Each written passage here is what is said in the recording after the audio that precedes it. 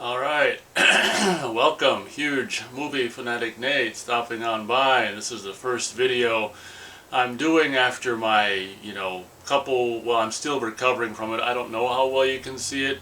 Supposedly, so they tell me anyway. I was recently inflicted in early April, I think, by shingles, so they tell me, and it was kind of a bummer. Definitely, it wasn't a big, huge deal. Fortunately, my situation wasn't, I don't know how bad it can get. Luckily mine wasn't very bad, but it's mostly just, the stuff on my freaking forehead and headache, and that's pretty much it, swelling and stuff. But good thing I had, in past months, I'd made this kind of habit of overproducing videos. So I have, like, if you're seeing a video, it means like I did it 2, 3, or maybe 4 weeks ago, and I have this.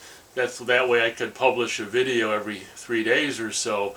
You just shoot videos ahead, and luckily I was doing that, because if I hadn't, I wouldn't have been able to have like this nice constant supply of steady output to you, vigilant viewers. You might have noticed that as a result of my situation with the supposed shingles, I did have to, extend the every other 3 days, or every 3 days, to every 4 days publishing for the videos, because I was getting down to the line on videos that I had, that were uploaded and available. So, if it continued on, which luckily it didn't, I'd have to start, publishing every 5th day or something. But luckily this is I'm feeling good enough to do this. I don't know how good you can even see it. You can probably see it a little bit there.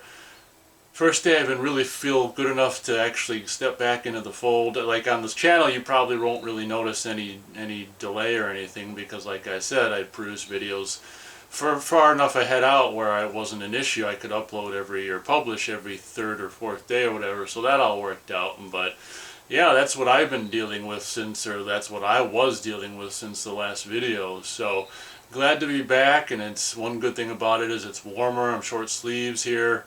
Life's good. Springtime in Minnesota. Anyway, enough with that.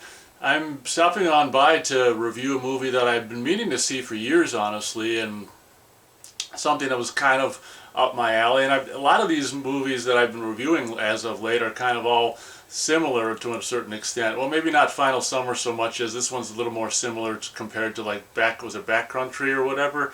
So this is one of those that's, something like this has been done a bazillion times, but still, when I see something like this, I'm kind of intrigued or whatever. And I think this came out in 2020. I'm pretty sure it's available on Blu-ray, and the reason I saw it recently is recently at some point showed up on Netflix, so I'm like, oh hell yeah.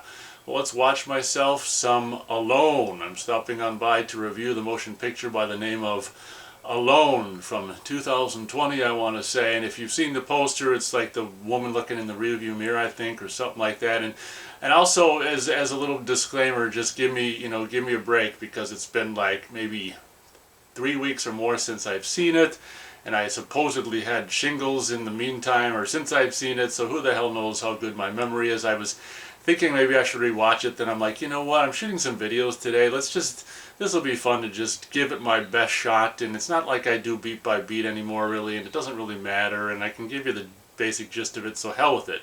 I'm going to review Alone. So pretty sure it came out in 2020, and it's basically about just this woman who I think is moving from like a big city, or she's just taking a vacation. It doesn't really matter. She's got like her U-Haul trailer all packed with some stuff, and I think she's rented a cabin to go stay in for a while. Like, this has never been done before, like, frickin' I Spit on Your Grave or anything like that. But or even that movie that I reviewed that I actually pretty much liked by the name of recently, by the name of, what the hell it's called, Land.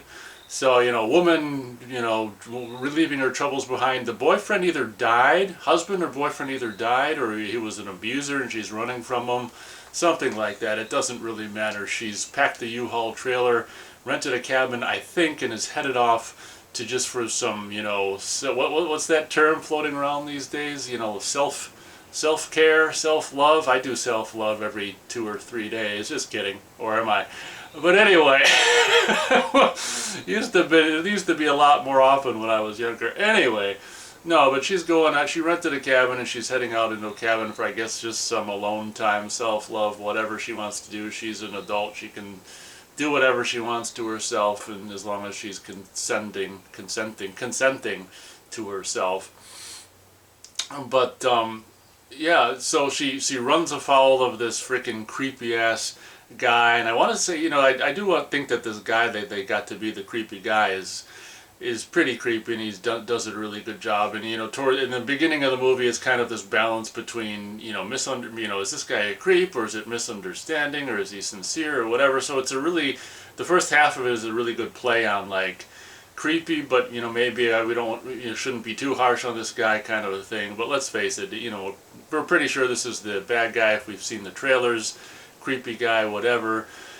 And I can't remember like the details of how he ends up, coming into her. I think he needed help or so. I can't remember, the guy keeps showing up, it was kind of like Duel. I remember now, the beginning was a little bit like the Steven Spielberg movie Duel, where I think he's going slow on a mountain road and she passes him and he kind of gets upset. So I think I forgot about that. That the whole reason why he's upset in the first place is a lot like Steven Spielberg's movie Duel, and then should just inexplicably keeps running into him at rest stops, and he pretends to have like car trouble later on and things, and of course it ends up escalating to a crescendo or whatever. What's kind of a bummer, she never actually or does he go to the cabin? He might go to her cabin. She never makes it to the cabin, but I can't remember if he goes to her cabin and brings her to her cabin. It's quite possible he kidnaps her before she has a chance to make it to the cabin. He might kidnap her and bring her to the cabin and lock her in the whatever closet or pantry or whatever. Very possible, but yeah, this is. I want to say that my memory wants to say that this has like title cards. Like it's one of those movies like Quentin Tarantino where it'll be like, it'll be divided into sections, like, the road or something, the cabin, I remember, the rainstorm or something, and then the last one is like hell, the clearing, I think, where like the final battle ensues and stuff. And so it's kind of divided into, sections in that way, I can't remember all of them. I think I remember the majority of them, but yeah, this one I think, if you compare it to like Final Summer, which, is just more or less crap, and Backcountry, which is done well but really not up my alley. Like out of all three of those, like I think this would be like, I might even want to rewatch this, and I should have probably done it before the review, but what the hell, I'm reviewing it now after seeing it once 3 or 4 or something like that weeks ago. But this is probably out of all three of those my favorite, and the one I'd most likely want to own, although I'll probably, unless it's like $3 on Blu-ray, I'll probably never own this. But it's just one of those that I think is done relatively well, and it doesn't have a whole hell of a lot of eye roll moments, and the bad guy is done really well. And I can't remember what I thought of the main woman or whatever, would-be victim woman. But one thing I will say about the movie is, that of course it's got to give you this scene where she runs, towards maybe the last half of the movie or whatever, she runs into this hunter guy, and there's a moment where he could potentially help, and there's a confrontation with him and the bad guy and her, and it's pretty tense. It's kind of like one of those things where you just want to grab the rifle and shoot the bad guy, and because the hunter guy's got a rifle and stuff. So that scene was a little bit tense and well done, and it's just like you want to just, as I said, jump in the screen and take care of things yourself or whatever, because it's frustrating. That's the point, I guess. Don't you love it? We pay and or not pay to watch these movies that are just frustrating. Like, we want to escape from frustrating life, and now we have frustrating. It's like maybe that's a way to, like, make people, deal with their crap lives, is the entertainment will make it even crappier, so then they'll be okay with their crap lives. Maybe that's why movies have just gotten full of just so many insufferable characters and everything you can think of and stuff as of late. It's just like, oh my god. Oh, another movie I can review is, we just recently saw on what the hell is it called? Hulu. Just recently saw the recent from last year, The Boogeyman. I should maybe review that after this. Yeah, just insufferable, depressed you know, characters, and you think you're depressed now. Just wait until you try to go out and into a cabin in the woods or whatever. But I guess that's the basic premise. One thing, I guess one of the only things I rolled my eyes at about the movie was the end, where it's like, you know, the last section called The Clearing, where it's like the final battle and between, like, physical battle between the bad guy and the victim, you know, would-be victim woman. And it was just kind of like, at that point I was probably like had enough, really. And it's just like, of course, it's like all the action movies of the 80s and the 90s, you got to have the, you know, the hand-to-hand combat scene. And by then I was like, ugh, you know, the movie could just end or whatever. But yeah, that was a little, that, you know, the last like physical fight between the man and the woman was probably the part that I could have done without the most out of this movie or whatever. But yeah, I guess more or less that is my review of Alone. I guess I guess the reason the movie is called Alone is because she wanted to be alone, and she not only wanted to be, but she was, until she came across this guy or whatever, and he forced his way, oh yeah, into her life. I guess this guy, there's like conversation, like you can hear him talking to like his wife and child or something on the phone. So I mean, I guess this guy, in addition to being like a married dad, is just, you know, he'll go off and pretend to be on business trips, and he'll go off, instead of being on business, he'll go off and just, you know, kidnap and or do whatever, kill, who knows what else he does to these women or whatever. And I don't know how he earns a living, if, you know, this is what he's doing when he's supposed to be on business trips. But I guess he could maybe rob them from their finances. Who the hell knows? A lot of that stuff isn't covered, but it's not really about that. But yeah, this guy's like this just multiple murderer kind of, you know, whatever. I think it's implied that he's this serial killer or whatever guy, kind of guy. So that's that. I think one thing I was kind of disappointed, I'm not sure, I think one of the titles, you know how I said this movie is divided into bits and pieces? I think one of the titles was maybe The Cabin or something, possibly, don't quote me.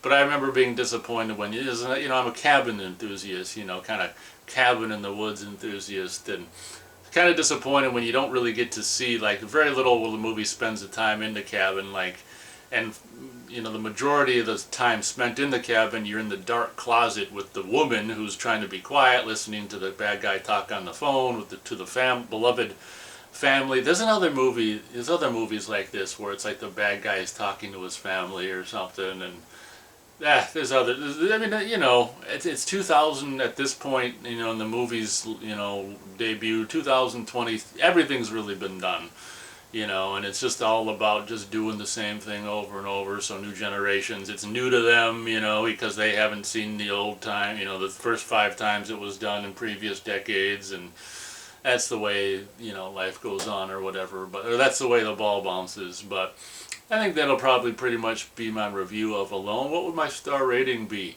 for Alone? I guess I can go as high as, we'll go 2 1/4 stars out of 4 stars for Alone. It was something that I might actually watch again on Netflix. I watched it by myself. Maybe I can regale Beth with Alone, and like I say, I should have probably waited until I saw it again to review. I think I pretty much did the same job of reviewing it after a first viewing than I probably would have done after a second. So I could say a few more details, big deal. I basically laid down the basic premise and my feelings about the movie after one viewing 3 or 4 or more weeks ago or whatever, so I think that pretty much does it. Yeah, I think the next video that will be published, I'll probably review, it just occurred to me, the recent Boogeyman movie from 2023, which is now, I don't know when it came on Hulu, but it was available on Hulu when I saw it on Hulu. My mom's got Hulu, so I watched my mom's Hulu to watch the recent Boogeyman. So I guess that pretty much does it for this review. And if you're interested in 3 days or so, or 4 days, or a handful of days or whatever, feel free to catch my review of 2023's The Boogeyman. Thanks for watching this video. Hope you guys enjoyed. And as always, we'll catch you on the next video.